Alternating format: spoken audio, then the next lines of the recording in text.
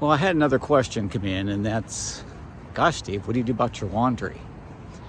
Well, when I go to an RV park, or even some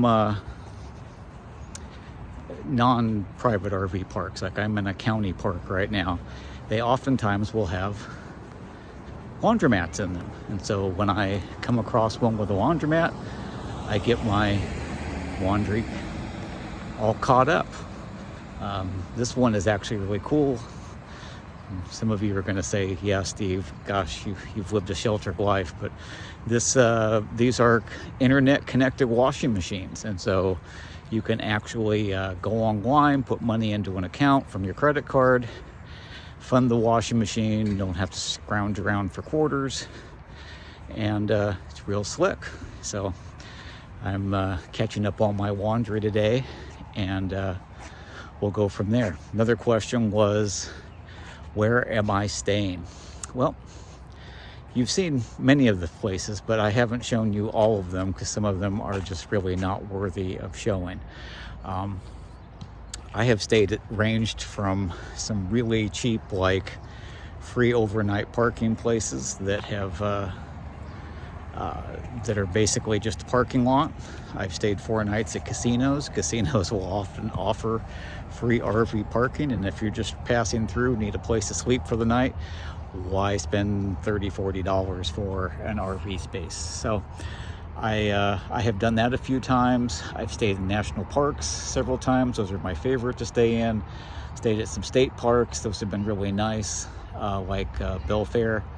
And then tonight I am in a county park from the county here in Washington,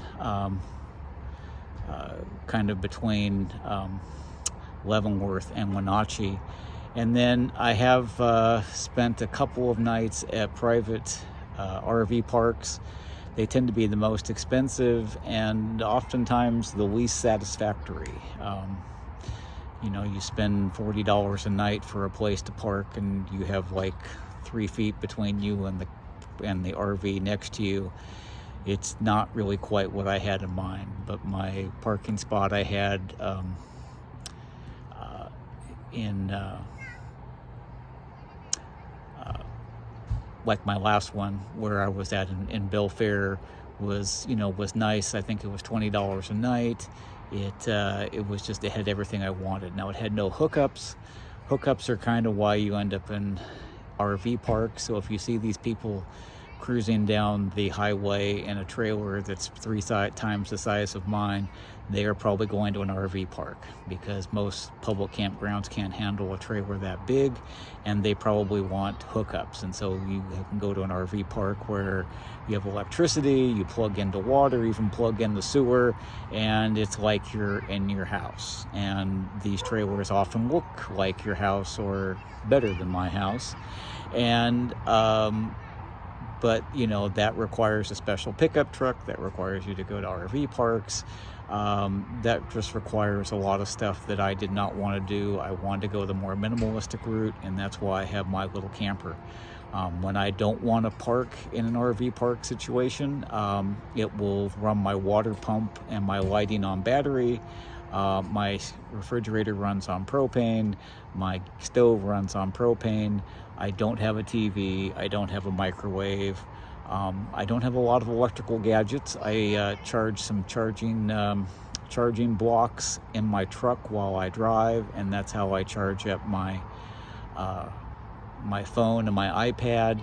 I have something that will charge 110, so I'll charge my computers while I'm driving as well. And the car actually will top off the charge on my battery. Now, if I do really need electricity, I have a generator, and it's a small little generator that actually runs off of propane, like the tank like you have for your barbecue. And it's real. I love it. It's really easy to deal with. It doesn't clog the carburetor up. I don't have to have gasoline, and it allows me to run my air conditioner if I get somewhere where I need air conditioning. That really is the only thing I can't do in my trailer without being plugged into electricity like an RV park, and that's to run my air conditioner. So I've only had to run it a couple times at this point. I ran it here today because it was 88 degrees when we got here, and I left Rugby in the trailer, and I knew he would be overheated if I didn't run the air conditioner. But besides that, I think I've only run it one other time since I've been on this trip. I'm sure I will run it more before the trip is over, but in my cold areas, that was not necessary. I didn't show you the air conditioner. It actually looks like a little wall air conditioner like you used to have sticking out of windows in the old days. It's on the side of the trailer. It doesn't like stick out. It doesn't look too funky, but that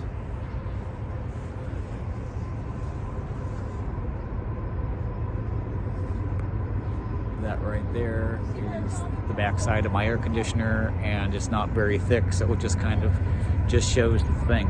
Well, it looks like I have another train right by my RV park. I seem to have a knack for choosing camping sites next to trains. My father would have loved that because he loved trains.